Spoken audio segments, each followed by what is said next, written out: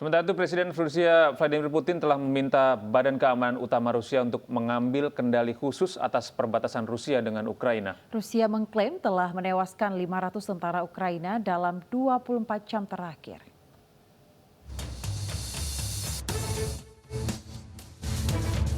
Presiden Vladimir Putin menyerukan penghalang di jalur kelompok sabotase yang diduga menyelundupkan senjata melintasi perbatasan beberapa jam setelah serentetan serangan pesawat tak berawak dilaporkan menargetkan barat dan selatan Rusia. Putin tidak secara eksplisit menyebutkan serangan itu dalam sambutannya selama pertemuan dengan pimpinan Dinas Keamanan Federal atau FSB Rusia hari Selasa kemarin. Необходимо в целом усилить линию контрразведки. Ведь западные спецслужбы традиционно всегда активно работали по России. А сейчас они бросили против нас дополнительные кадровые, технические и прочие ресурсы. Нам нужно соответствующим образом на это реагировать. Putin juga menyerukan penguatan kontra intelijen Rusia yang mengklaim Dinas Khusus Barat telah melemparkan personel tambahan baik secara teknis dan sumber daya lainnya untuk melawan Rusia. И, конечно, нужно выявлять и пресекать противозаконную деятельность тех, кто пытается расколоть, ослабить наше общество, использует как оружие сепаратизм, национализм, неонацизм и ксенофобию. Это тоже всегда применялось в отношении нашей страны. А сейчас попытки, конечно, наиболее активные, попытки активизировать всю эту мразь. Militer Rusia pada hari Selasa juga mengklaim pasukannya telah melenyapkan lebih dari 500 tentara Ukraina dalam 24 jam terakhir.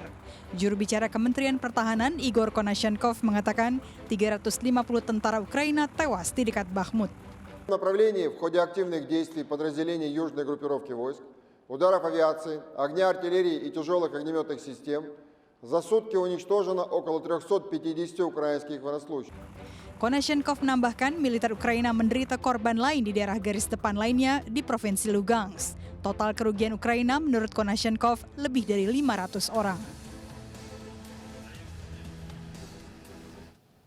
Sementara itu, pemirsa, Menteri Keuangan Amerika Serikat Janet Yellen mengatakan kunjungan pertamanya ke Ukraina menggarisbawahi komitmen Washington untuk melanjutkan dukungan ekonominya bagi negara tersebut.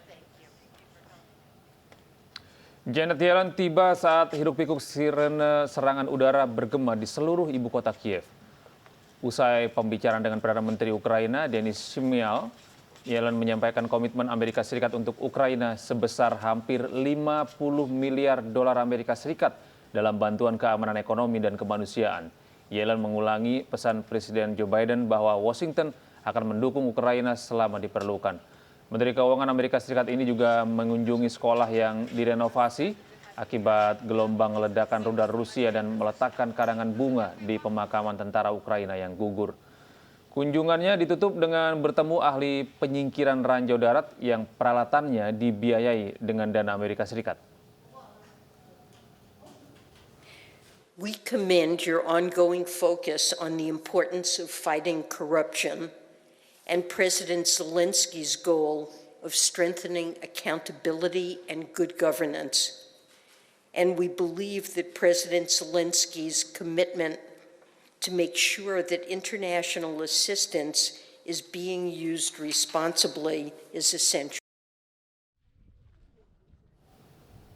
Sementara Presiden Ukraina Vladimir Zelensky menyampaikan hasil pembicaraannya dengan Menteri Keuangan AS Janet Yellen mengenai cara untuk mengalihkan aset Rusia untuk mengkompensasi Ukraina atas kerusakan perang.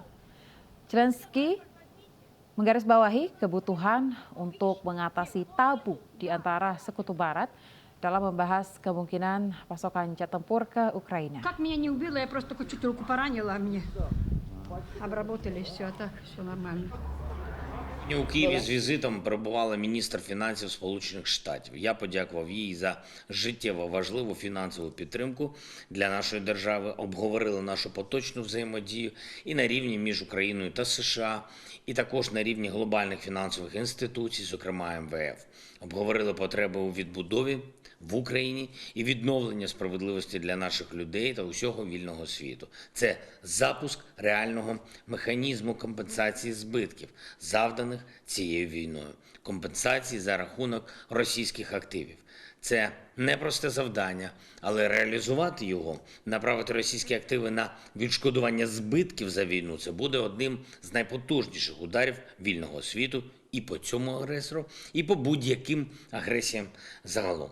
Думаю, формат відшкодування буде знайдений і Росія заплатить за свою війну. Ini gini kita beralih ke informasi yang lagi heboh ini di Hong Kong nih pemirsa.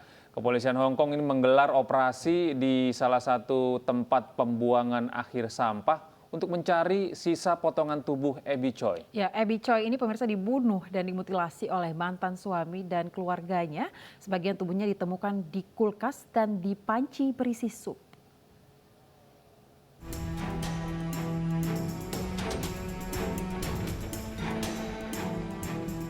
Lebih dari 100 polisi mencari potongan tubuh Abby Choi di tempat pembuangan sampah akhir di Takuling, sekitar 15 menit dari pulau utama Cina. Dengan menggunakan alat berat dan cangkul, polisi mencari bagian torso dan tangan yang belum ditemukan. Namun pencarian pada Selasa waktu setempat belum membuahkan hasil.